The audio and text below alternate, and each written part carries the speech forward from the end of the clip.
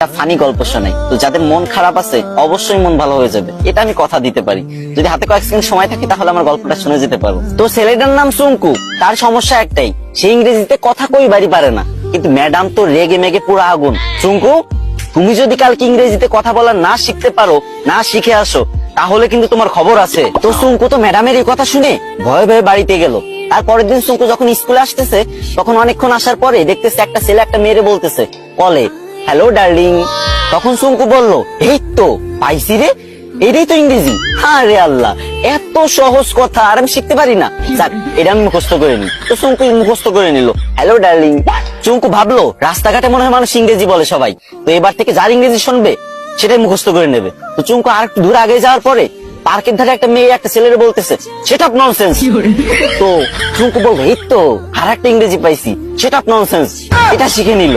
চুঙ্কু তো মহা খুশি, ভাবতেছে মনে মনে, কি আমি দুইটা ইংরেজি শিখে গেছি, আজকে তো ম্যাডাম আমার কিছু কইতে পারবে না।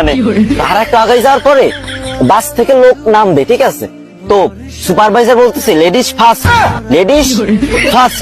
তো চুঙ্কু ভাবছে যে এই তো শিখে ফেলছি 3 নাম্বার ইংরেজি, 3টে ইংরেজি শিখে ফেলছি, আমি তো পারি না ইংরেজি, 3টে ইংরেজি একসাথে শিখে ফেলছি, ম্যাডাম তো ছাড়াই দেবো পুরো। তো চুঙ্কু তো মহা ভাবসাব নিয়ে পুরো নায়ক শাকিব খানের মতো হাঁটতে হাঁটতে স্কুলে চলে গেল। স্কুলে যাবার পর যখন ম্যাডাম ক্লাসে আসলো, তখন সবাই দাঁড়ায় বললো, গুড মর্নিং ম্যাম। তখন চুঙ্কু তো ইংরেজি শিখছে এবার, তো চুঙ্কু কি বলবে? চুঙ্কু বলল, হ্যালো ডার্লিং। এই কথা শুনে ম্যাডাম তো পুরো রাইগে মেগে ফায়ার। ম্যাডামের কান, নাক, চোখ, মুখ সব জায়গাতে আগুন বেরোচ্ছে, আরো কোন জায়গাতে যে আগুন বেরোচ্ছে কোনো ঠিক নাই, ঠিক আছে। তো চুঙ্কুরে বললো, হাউ ডেয়ার ইউ। চুঙ্কু বলছে, সেটা ননসেন্স। ম্যাডাম তো এবার পুরোই রেগে মেগে হট, বলছে, চুঙ্কু চলো প্রিন্সিপালের কাছে, আজকে তোমার খবর আছে। এদিকে চুঙ্কু বলতেছে, ম্যাম লেডিস ফার্স্ট। গাইস, তোমাদের হাসানোর জন্য মেয়েদের থেকেও বেশি ন্যাকামি করতে হয়। তো তোমরা হাসছো তো, মন ভালো হয়েছে তো, কিন্তু আমার কিন্তু কষ্ট হয়েছে অনেক, গলাটা পুরো ভেঙে গেছে।